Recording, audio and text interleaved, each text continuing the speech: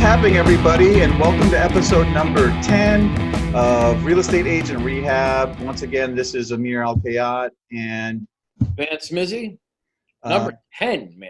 Number 10. We're getting through these, even during the coronavirus. We're not letting anything stop us here. We're committed to giving you guys some good information about the real estate industry, some tips and tricks, and how to help you in your business, especially during these times. And a really important topic that we haven't talked about yet is business planning. I think a lot of people don't realize when they get into real estate that it is a business in a sense.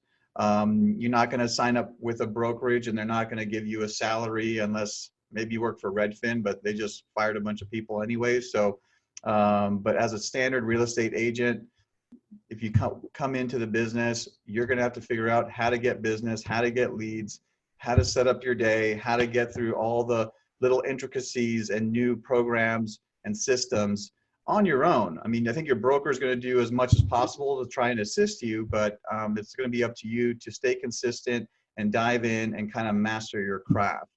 And that's kind of why we came up with this episode talking about business planning. Absolutely. You know, most people will join a brokerage, and the first thing I hear most agents, new agents, asking is there a team I can join? Mm-hmm. And they immediately go into the idea of joining a team because that will give them, or not give them, but guarantee them business. And that's not the case when you join a team. A team hires people to put them to work. Mm-hmm. You know, at a dramatically different split than what you come into the office with. And what most people do, what they don't realize is joining a team is just joining another agent who has a business plan. Right. And if you can put your own business plan in to place, create their business, right? yeah, I mean, now you're just helping them. You know, there's two kinds of agents. There's agents who will create their own business, and there are agents who will create business for other agents. Mm-hmm. And that's it. You know, and you and I, what we've done with the West Shores mentoring program and just the way new agents come in is we really promote them to stand on their own 2 feet. Mm-hmm. You know, and we've had a couple really successful teams kind of germinate through 2 agents standing on their own feet and saying, hey, we could blend our business together and take it to the next step, which I found extremely interesting. Mm-hmm. You know, and it's happened rather quickly. In the past 6 months, we've had two teams really get together and really start generating some business, which is pretty substantial. You know, in the wake of what's happening right now. Mm-hmm. And yeah, not to get off the subject of the business planning, but like, you know, with teams, you know, you want to ensure that whoever's on your team or working with you is going to bring stuff to the table, you know, the same amount of work ethic as you, with a partnership in a sense. And I think that's what we're referring to with the teams. But, you know, if you're going to join a team as a new agent, they're going to pretty much put you through the ringer and make you do all the grunt work, and maybe expose you to some more opportunities. But even with that, if you're not properly trained and you're not,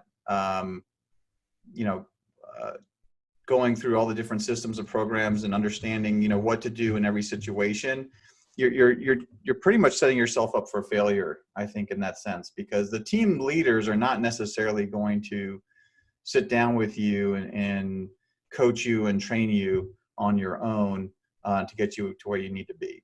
No, you know, as a team leader or, you know, even a mentor, I mean, things that I explain to agents is, you know, success in real estate is like a mathematical problem. You know, it's like an algebra problem. ABC equals XYZ. Right. If you do ABC, XYZ comes. Mm-hmm. And you can't skip steps and expect your business to be there consistently. You know, and by looking for business and working through business, and, you know, one of the things, you know, you and I talk about is if you prospect, nothing else matters. If you don't prospect, nothing else matters. But if you plan your business properly, then all the pieces kind of fall into place. And that's when we created this business plan, you and I spent a lot of time kind of going over the different parts of what we needed to speak to. Mm-hmm. And the first thing we did was discuss, okay, every agent comes in, what's their first question? How much money am I going to make? Mm-hmm. How much money can I make? And how much, how hard am I willing to work? So Right. what we created on this first slide is a step-by-step process of saying, okay, how much do I want to make? And then breaking this down into annual, quarterly, monthly, and weekly and daily contacts and hurdles and goals that you can hit. That if you do these, and this would if you do ABC, then the XYZ, then the income comes. You can't do what we're going to set up in the next couple pages. You cannot do that and not succeed.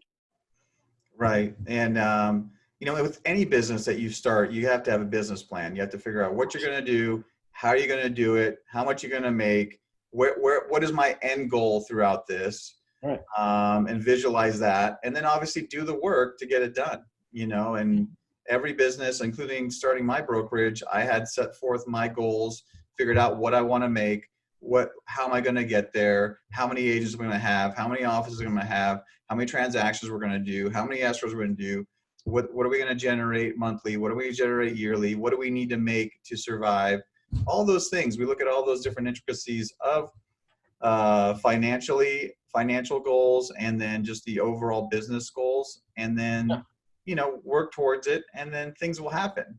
But people fall off of those goals and they don't do the work, and then that's when they go run to a team or something else to give them a crutch to try and get to the next level. But it's really just up to them to get things done. Right. I always call it the save me strategy of, okay, let me go join a team and let them worry about all the problems. Just tell me what to do. Hey, that's never the reason that we got into real estate. Right. So, all right. So let's go ahead and dive into this thing. I'm going to go ahead and share my screen here so you guys can see it. So give me a moment here. Can you see my screen? I can see your screen, and I just want to run through these numbers real quick, just so people can see the basic idea of how these things work, and we'll use some broad strokes because we're kind of all over the country right now. Mm-hmm. But my business plan. So most people say, I'd like to make $100,000. Okay, so in this case, and at the end, if you'd like a copy of all these slides, just give us your email address and we'll forward these slides out to you. Okay. But now this slide right here, it's gross commission, $100,000. In the orange there, in that orange box, it tells you what to do with all the numbers previous. Mm-hmm. So if you took $100,000 and you multiplied that by 40, that would give you $4 million. Okay. Okay. In order to make $100,000 at a 2.5% commission, you'd need to gross about $4 million of sales volume. And in our, or let's do this a little different. Average home sale price right now is about $500,000 in the United States, give or take. And some are much higher, some are much lower. But let's just in that range. So on your average transaction price, that would be $500,000. Okay, now you take $4 million, divide it by 500,000. That gives you 8 transactions. All right, if you do 8 transactions times 500,000, it's $4 million. That'll get you $4 million. Here's where it starts getting into the hard work. The numbers are fun, right? You can always put numbers in there, but now it starts turning into like, okay, what do I need to do with this? Multiply the transactions that you want by 5. Okay, and on that leaves you with 40 appointments needed. You need 40 listing appointments in order to secure 8 deals. Okay, now 40 times 100 equals the average amount of contacts you need to make. So that's 4,000 contacts you need to make in order to schedule 40 appointments and make 40 deals happen. Okay, now you take 4,000 and divide contacts by 45. All right, why we said 45 is that's how many weeks we're saying that you would work in a year. So basically on any job, you'd be expected to work a lot more than 45 weeks, okay? And for the most part, you will. But again, these are averages. 45 weeks, 4,000 divided by 45 is what? 10? 9? 4,000 divided by 45 is 88.88. Okay, so 88 contacts a week you need to make. Okay, divide contacts by 25. 88 divided by 25.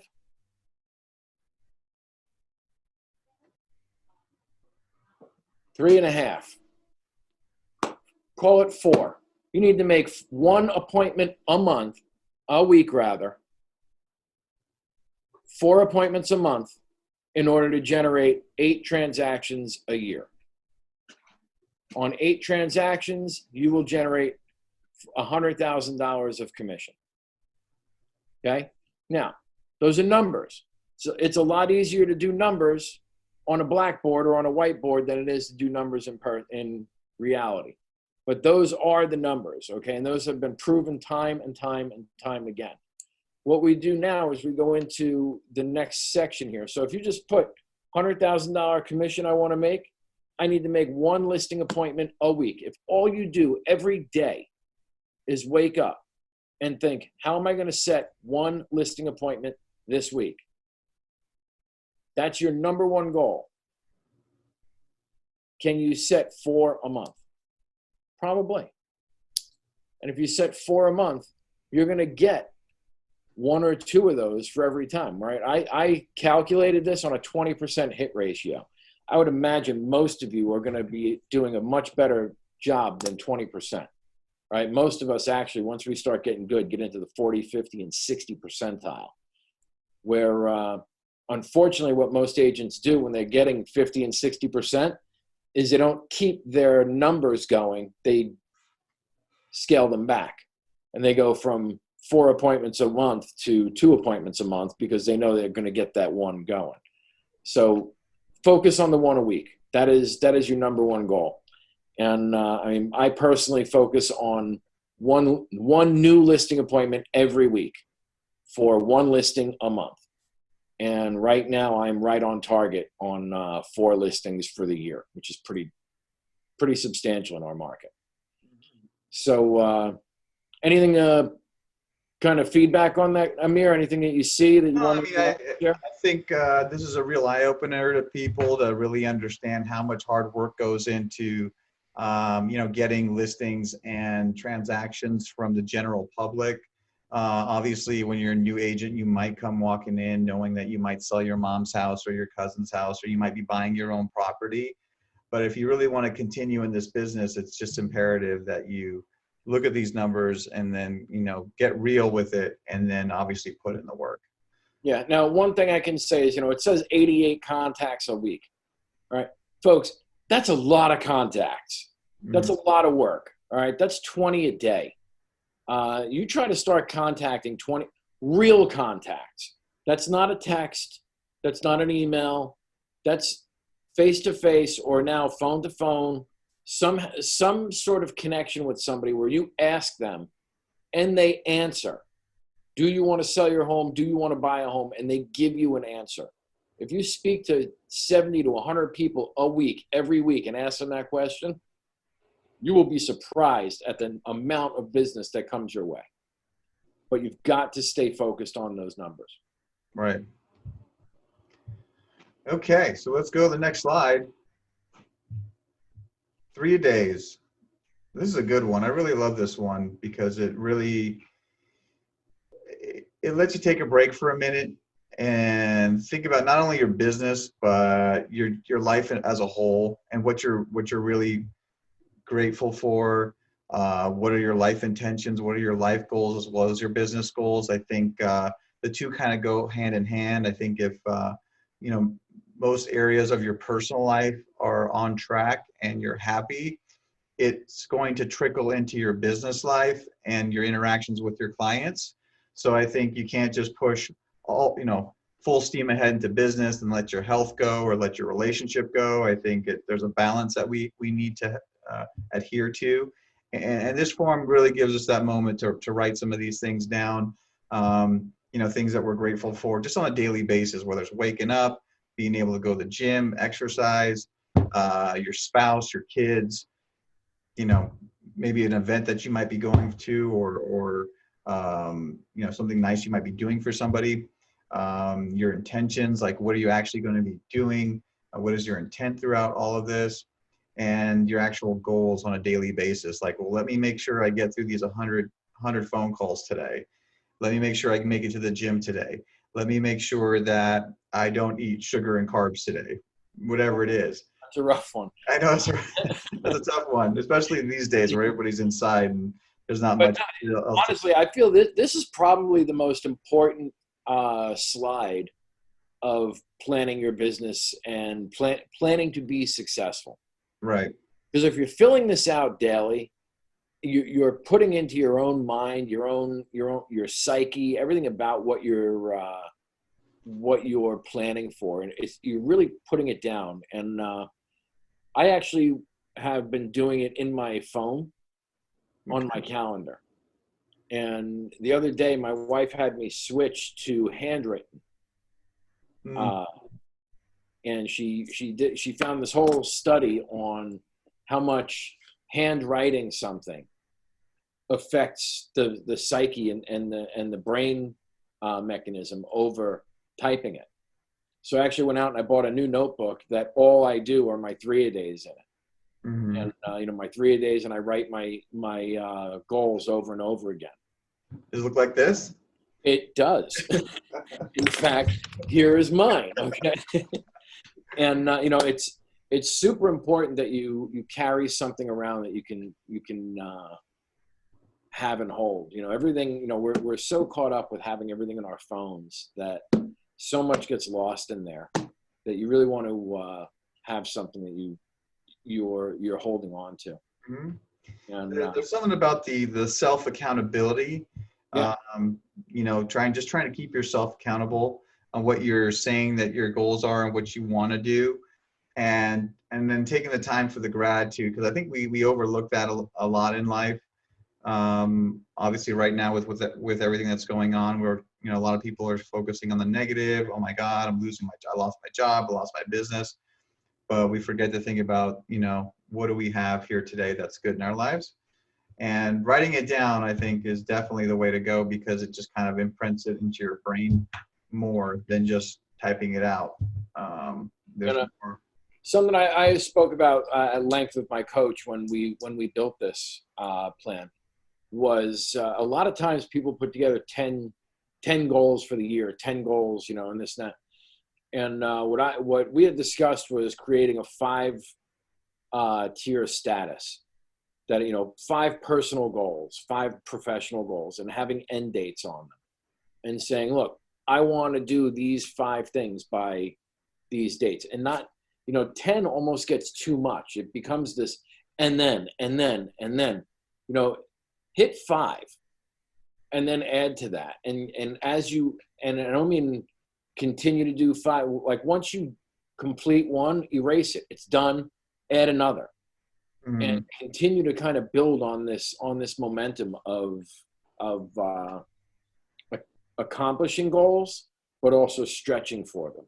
Mm-hmm. There's a lot to be said for making really, really large, audacious goals that you never hit, or making small goals that you crush every day.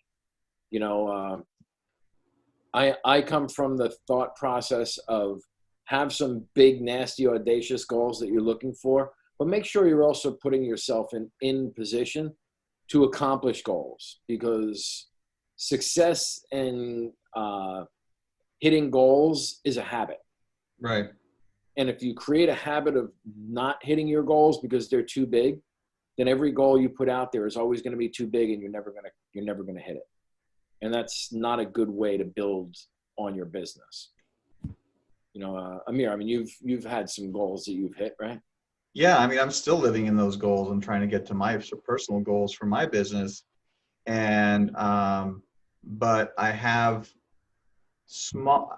created large goals for myself, and then I have smaller goals, like little milestones, small celebrations on the way to getting to that To the goal. big ones. Right. Yeah. So, Mhm. for example, my goal is to have 1,000 agents and 5 offices.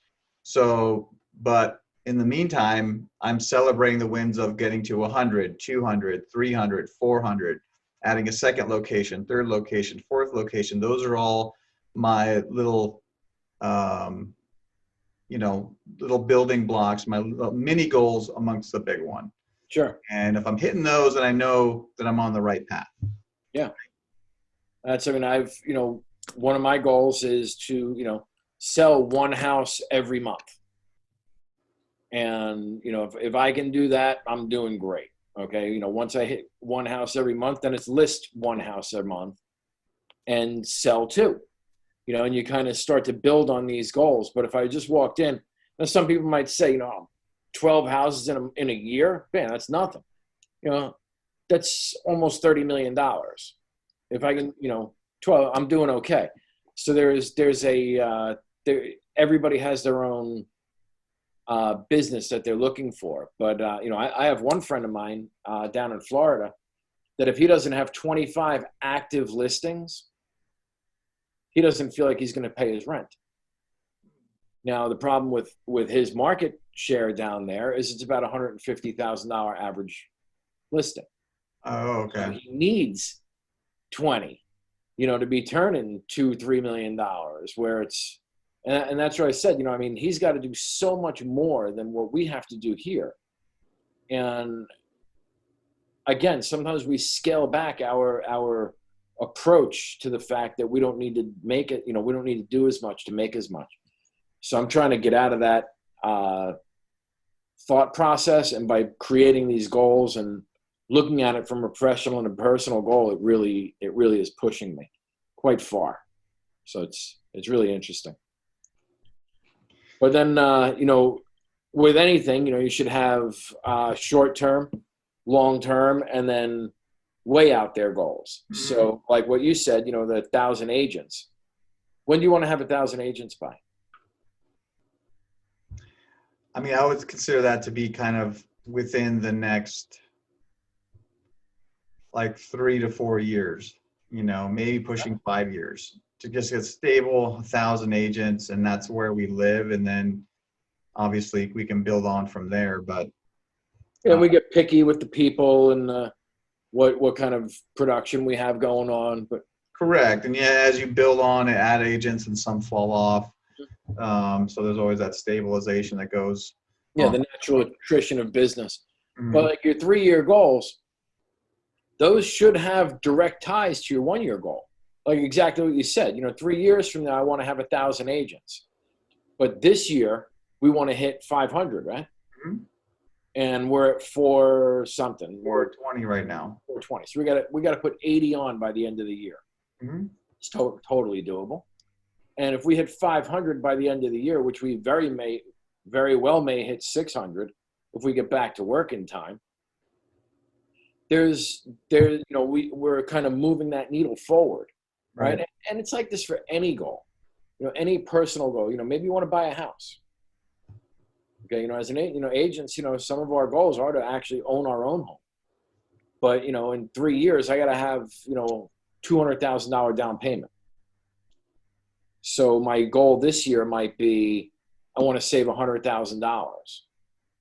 Right, next year I want to add to that, and so it's kind of building on these goals. And the 1-year goal is just in addition to the 3, the 5, and so on. Sometimes I almost think we should have the 5 first and do 5, 3, 1.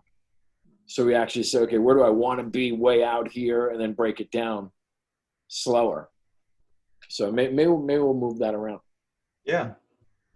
But then again, the 5-year goes next. Yeah, we have the 3 years, and then we have the 5-year goals. So and it's okay to dream. It's okay to sit down and say, where do I want to be in 5 years? Look, and Amir, I think you and I can both attest to this. I did not think I'd be in the position I'm in right now 5 years ago. Now, well, I don't say what I didn't think. I hoped I would be. Right. And it doesn't happen overnight. It happens in steps. You know, and it also it's my I was talking with one of my coaches about this. Same thing with getting fat and getting skinny. It's slow and then sudden.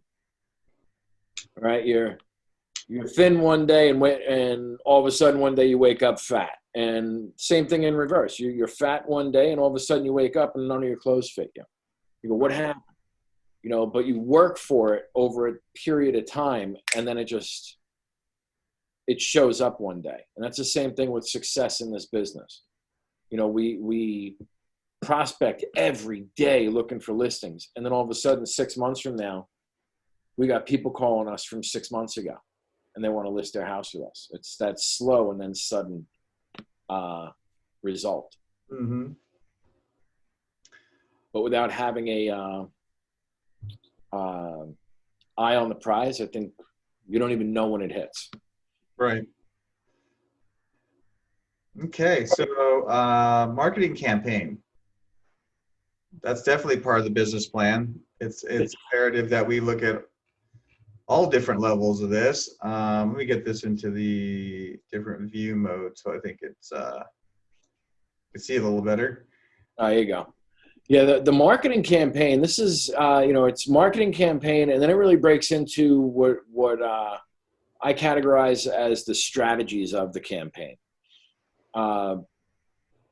There's a strategy to getting leads, and there's not one size fits all. And what we did here is we created kind of categories for you to sit down, and this takes a lot of work on your business instead of in your business. Actually sitting down with this as a notebook or a workbook and working through these things and saying, okay, prospecting. Now, some people want to call expireds. Some people want to cold call.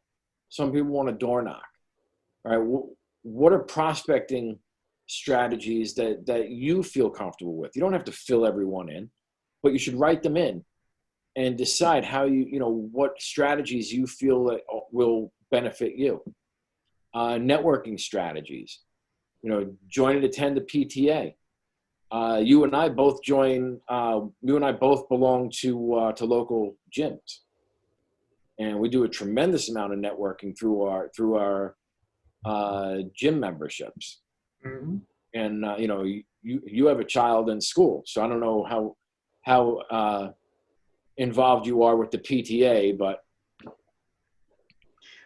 Not as much, but I'm more involved in like extracurricular activities, like sports and stuff like that. So that definitely counts.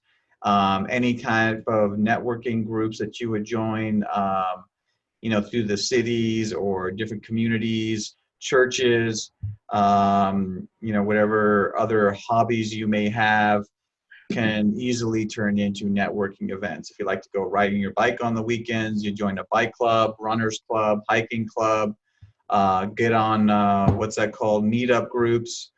Obviously they're not going on right now, but, those are definitely just easy ways to network. Advertising campaigns. Okay. I mean, sitting down right now and planning your advertising campaign, email geographic farm, maybe mailing a geo farm, taking ads in local papers, advertising on Facebook, on different ads. And you'll see how these things kind of feed into each other, because an advertising campaign is definitely part of your purchasing strategy. Okay. It's also part of your published strategy. So you want to see how these things all kind of fit together. And then you start to pull them apart in the next slide, where you actually start saying, okay, well, these are all the things that I've identified that are available to me, but what am I going to do? And what am I going to do next week? And that's really where it starts to kind of rubber meets the road kind of thing. Mm. The social media strategy, everybody is huge in this right now. You know, and a lot of us are not using it to its potential, and some of us are using it. You know, we have, you know, these tremendous follow bases and all this other nonsense that goes with social media, but what are we doing with it? You know, what I suggest on all my social media strategies is do a call to action where, you know, if you want to know more, follow me here. You know, if you'd like to know more about this, contact me here. Or give somebody an opportunity that they can reach out to you and find out more about what you're doing. Because if they're following you on Facebook and Instagram and all these things and they like you, then they probably want to know more about what you're doing. What do you think about that? No, definitely. I mean, I'm really big on social media advertising. I've always got one or two ads running for the brokerage or for my business. I think more and more people are looking to their phones for information, news, social aspects of their life. So if you don't have any advertising built into that, you're missing out. And the advertising on there is not super expensive, and you can even start out with little or no money and just be consistent with your posts by posting, you know, 2, 3, 4, 5 times a day, different things to ensure different audiences are watching it, because there's strategies to that. And putting out there, putting content out there and hashtagging and ensuring people are on there watching videos, how-to videos, day in the life videos, funny videos, something that's going to grab people's attention to. They want to see your posts. They want to engage with you on there. Yeah. And if you put some money on it, I mean, you know, the sky's the limit on there. The thing about social media and posting and doing YouTube videos and, you know, now TikTok videos, right? And Instagram posts and all these other things is we are programmers of our own channel. It's up to us to make it interesting. Yeah, no, definitely. Like, I just started my first TikTok. How's the dance moves coming? And like, I'm just trying to figure out TikTok, like the algorithms and what people want to see, what they don't want to see, and posting different types of videos. And when you look at other profiles, successful profiles, they're consistent in what they post. They're not the same thing, but it's obviously the same person, you know, maybe up front towards the camera or doing some sort of dance move or giving some sort of information or posting about certain views or whatever it is, but they have this certain theme about their page. And so people will go to that as a reference as opposed to you being all over the board in how you're posting. Just to be consistent with it and be kind of a pro at what you're good at when it comes to content, more people adhere to it. So if you really know me, I'm a real car guy. So I've been posting a lot of videos of the cars, starting them up, the exhaust, driving them, different situations. And a lot of people have been flocking to those videos, which is interesting. So now, you know, I'm seeing the theme, and this is for my own personal account, seeing the theme of how I'm getting interaction by being consistent with those types of videos, as opposed to just throwing in a random video of me and my daughter or whatever. It's interesting to see how you get more interaction when you are proficient and good at one thing. Yeah. Well, again, it comes down to like a TV channel. It's viewership and programming.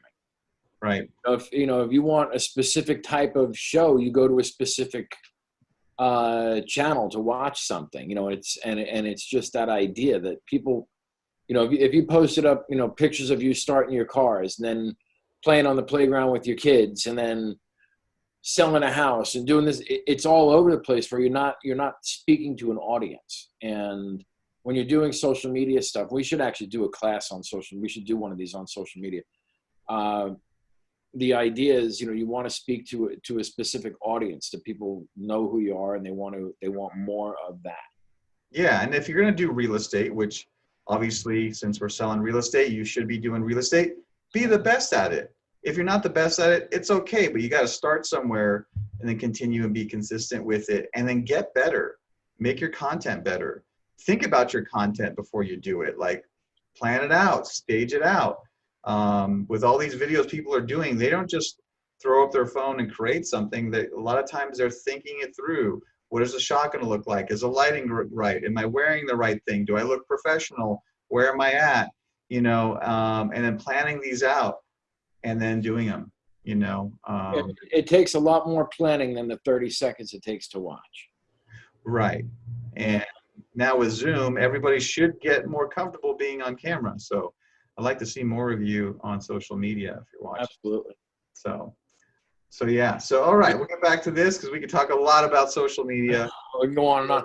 But again, like I said, you take this marketing campaign and the strategies, and now what you want to do is put it side by side with the monthly. All right. And the monthly plan comes down to the activities that I'm going to do quarterly. Okay. So, you know, one of the things on the last thing was hosting campaigns. Right. So, Amir, you and I were talking about this earlier. There's different types of hosting campaigns that you can do. One that you would do every week or every month is an open house. Another hosting campaign might be a new home buyer seminar. We might want to do that quarterly, right? And by planning ahead, you can get sponsors. You can start to build things out.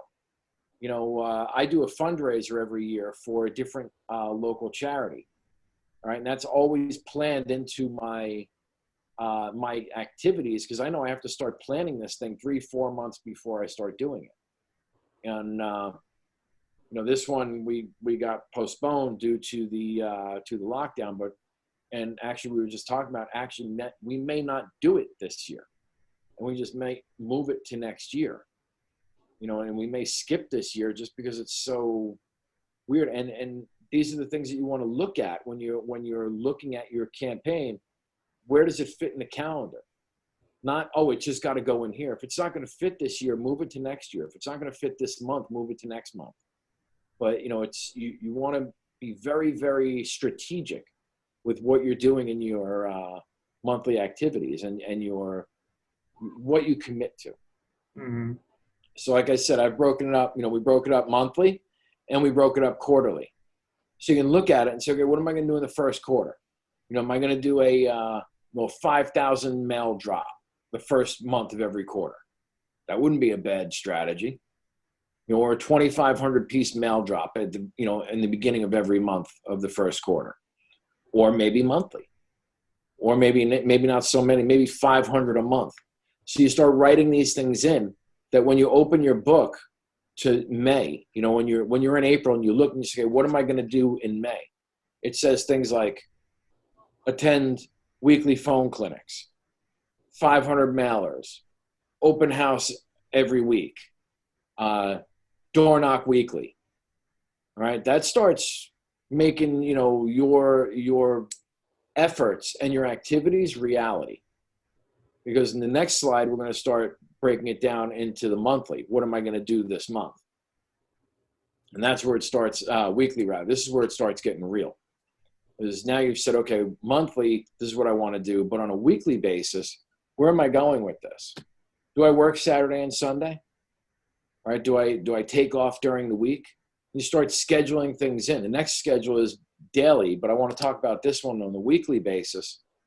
You know, every Monday we do a phone clinic in my office that every agent is expected to be there.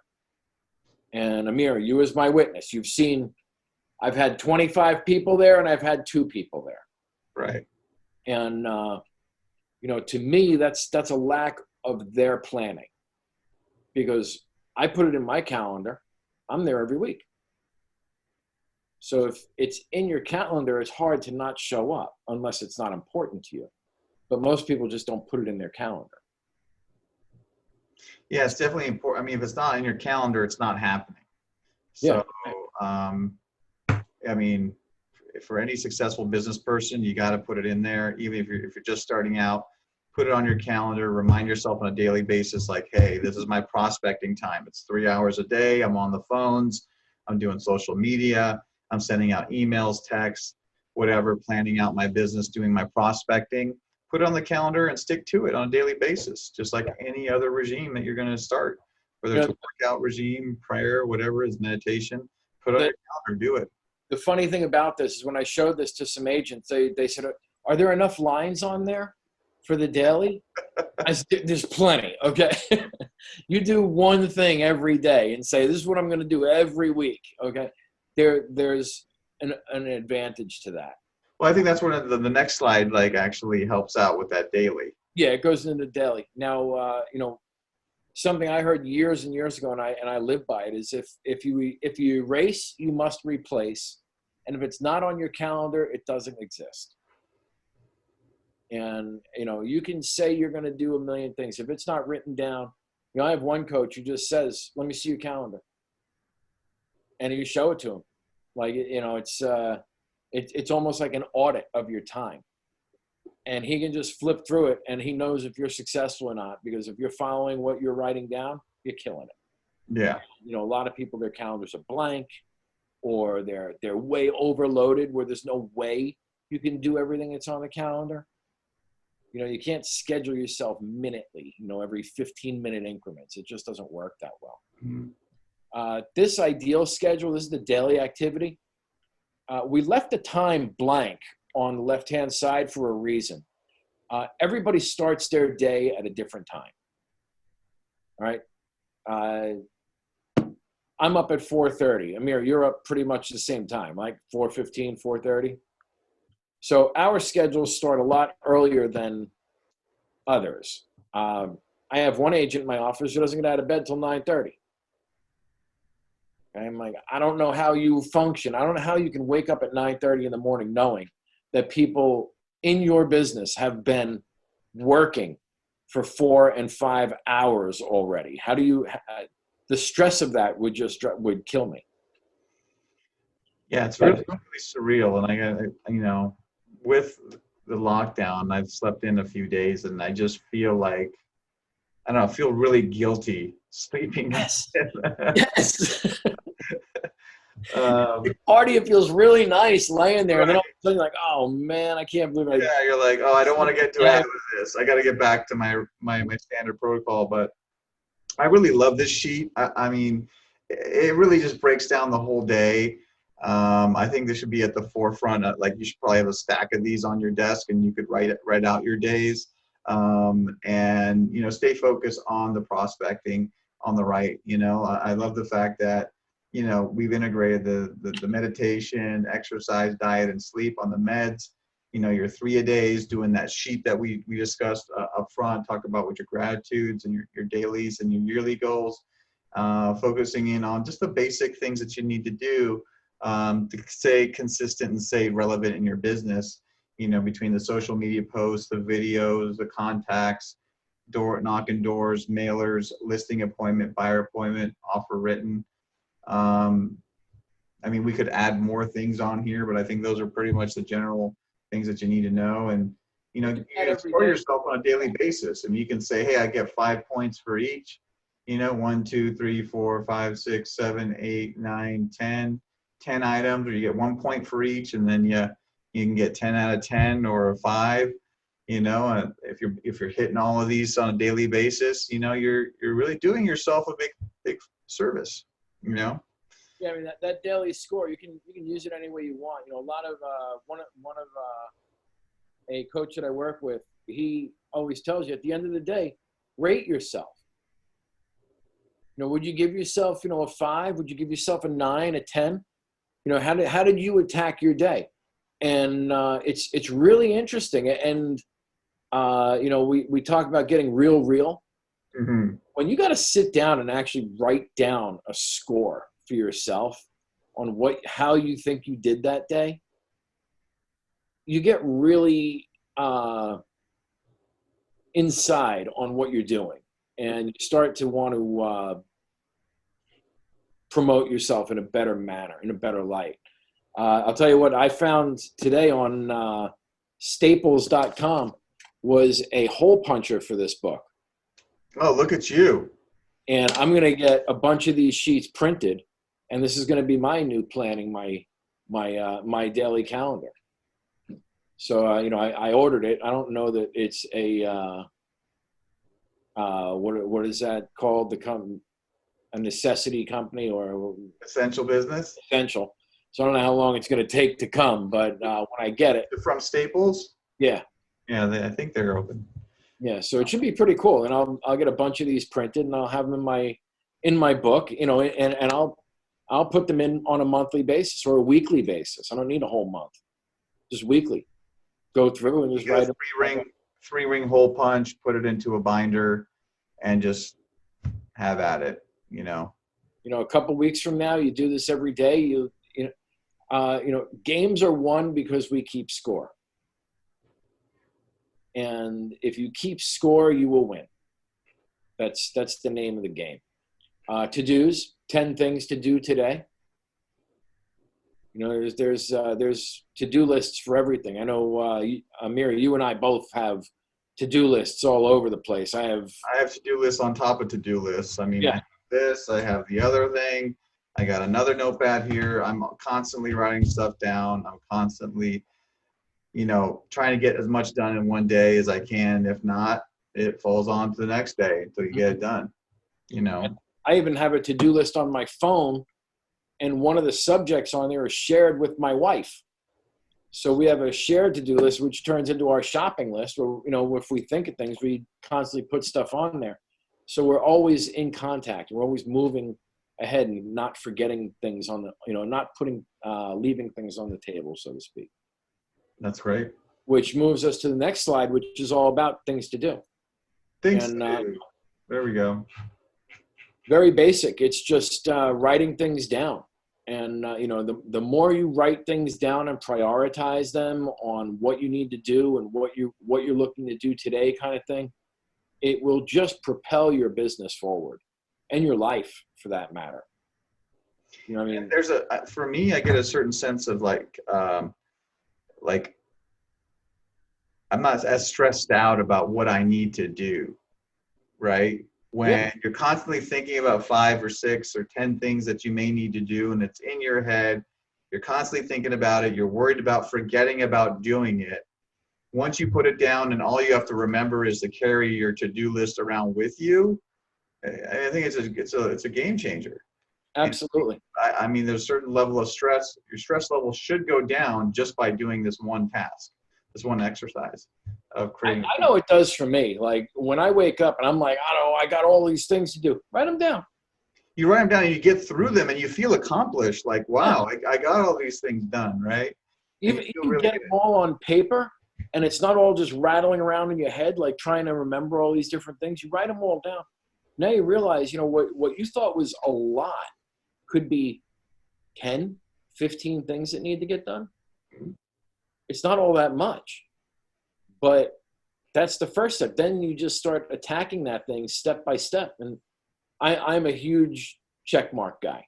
I love checking things off, scratching them out, highlighting them when they're done. It makes my day to actually move things into the done pile. And it's the things to do list is really a propeller in your life that just pushes you forward. Good stuff. All right, my big why. Every coach I've ever spoken to, worked with, heard speak has always talked about, what's your big why? Is it family? Is it this? Is it that? And all these other things. And the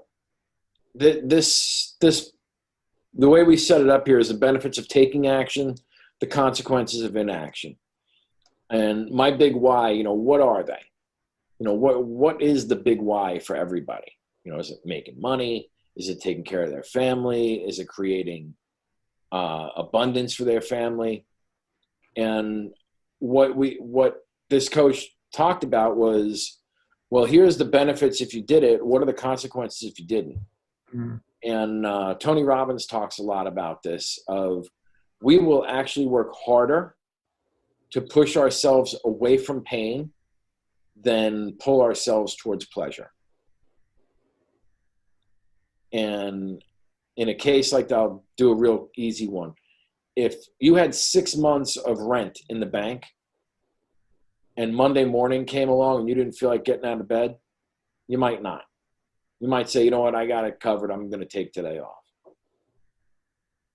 If rent was due on the 1st and it was the 15th and you had no money in the bank, Monday morning came, you'd wake your ass up and you'd get to work because you had to get that rent paid. So we'll work harder to satisfy getting away from the pain of not paying rent as opposed to throwing money on the pile, which is actually a pleasure. Isn't that bizarre?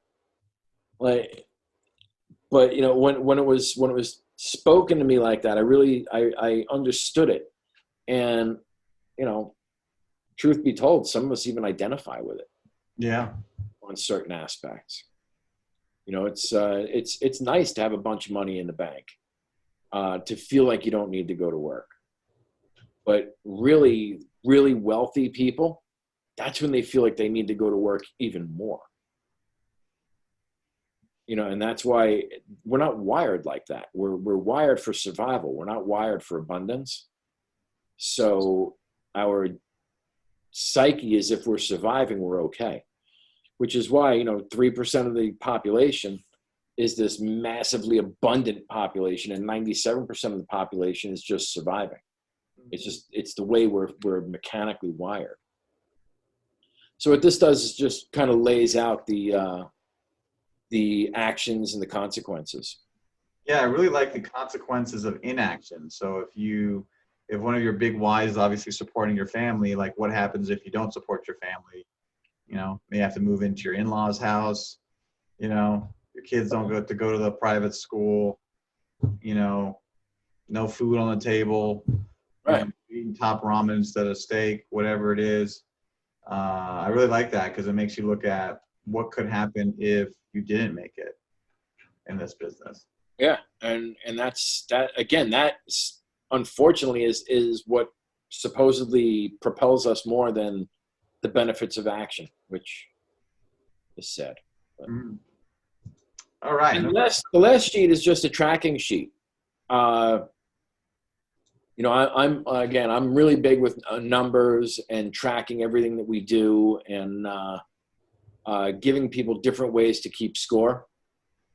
And this is just another way to keep score, where every month or every week rather, you just write down the date and then go across and fill in your numbers and see. You know, the funny thing is I give this sheet to people, and if they have numbers to fill in, they fill them in, Amir. Line by line, every number. Do I have another sheet? I need more, right? If they don't have numbers, they come into my office with questions. How does this thing work again? I don't understand how this works. Oh, that's because you have zeros in there. Mm-hmm. And, you know, if you're working, you find, you know, this scorekeeping is very, very interesting. And I don't mean it to be a dig on anything, because it's not, but it's just a real eye-opener to the fact that we need to keep score on what we do. It's the only way we know if we're winning. You know, again, you know, how do you win a game? You keep score. Yeah, and because this business, everybody's all over the place. Some people are working in the office, some people are working at home. So this is a part-time gig. You know, there's an extra added layer of accountability that you have to impose on yourself. Mm-hmm. In this industry. Unfortunately, it's not like, you know, you're locked into an office and you're doing this full time. You're probably doing it starting out part-time. So it's imperative that you give yourself your own scorecard and you can hold yourself accountable, because in the end, you're the one that's going to either be successful or be a failure in this. Yeah. So, this scorecard actually was, give you a little history on it. It was actually born on Wall Street with me. And very, very much the same scorecard as this was, as the one that we had on Wall Street. As planners, we all had to carry these scorecards into our meetings every week. Mm. And they would call on us to present them. And, you know, the guy who wasn't making eye contact with the partner, he was usually the one that got called on. Mm. Right? You know, and the thing about this was your scorecard wasn't supposed to be something you didn't want to present. You were supposed to want to present it, to kind of walk in and be like, look at me. This is what I've been up to. Right. And what we also did with that is we would call on the most junior agent in the room, and he would be the one who had to tell the agent who was presenting his scorecard what he should have done better. Right. And it was a real kind of dig on the psyche for everybody to kind of be dealing with this. But the idea when I came into the business was I'm never going to let anybody tell me what I should have been doing. I'm just going to get everything done that I need to do. And if you notice on the scorecard, it's the prospecting, marketing, and closing. So if you do the prospecting, you've got the marketing, you'll get the closings. Okay, it works across the board. So, in the beginning, you may have a bunch of numbers in here and then zeros in marketing and closings, but soon they'll all start blending together and they'll all be filled in with numbers. And a couple weeks down the line, a couple months down the line, you'll be able to sit with a coach and say, look, this is what I've been up to. This is my activity. How do I make it better? Right? And no player ever wants to be told to run faster, and no coach ever wants to tell a player to work harder. They want to look and see that you're doing the most you can, and then they can coach you on those individual habits. Right. If an agent walks in and tells me they spoke to 50 people a week for the past 6 weeks and haven't gotten any business, my next question is, what are you saying? But if they walk in and say, I spoke to 3 people last week, all I can tell them is you got to speak to more people. You got to run faster. And they leave my office insulted that I told them they're not working hard enough. Right. And it's like, well, do the work and then really come in for the coaching. Michael Jordan never was told run faster or work harder in practice. In fact, I've read books where Michael Jordan was told you got to ease up in practice. Don't be so intense because you're going to get hurt. And he was like 100% all the time. But he's the best. And so there's a real trick to keeping score and following you and tracking your business, whether it be in sports or finance or sales. It's all about tracking your business. Good stuff. We just hope that you guys would do something like this, that people actually take the time to do it, right? Yeah. Again, it's working on your business as much as it is working in your business. Mm-hmm. Taking the time at the end of the day and filling in the numbers and not just saying, oh, I'm too busy for that. I don't have time. Well, if you don't have time to track what you've done, did it even get done? Probably not. No. And 6 weeks from now, when you tell a coach, I've tried everything. I don't have any list. I've tried everything. Really? Everything? What have you tried? Because chances are you've tried 2 or 3 things a couple times in the past month. It didn't work out. You didn't do it. There's no consistency to it. When you talk to people who have consistent listings and sales and business, they're rocking it all day, every day. And they've got an intensity about them. I mean, you and I feel it. Definitely. You get excited to wake up in the morning and get into the office. Yeah. As opposed to dreading the fact that you're going to go in and you're not going to have anything to do, or you don't know what to do and you're not successful. And then you just kind of give up. You just don't go anymore. Right. And that's like that kind of the circle of life, I think, with realtors and real estate agents. And that's part of the reason why we put this channel together, is to give you guys some more information that'll be helpful, hopefully motivate you, hopefully take a look at your business and see where can you do things better, right? And hopefully some of these tools will help you guys get to the next level. So, do you have anything else you want to add, Mr. Vance? I am good, man. I am all talked out today. Keep score, do your thing, and the rest will follow. Our business isn't that difficult. it's rather simple.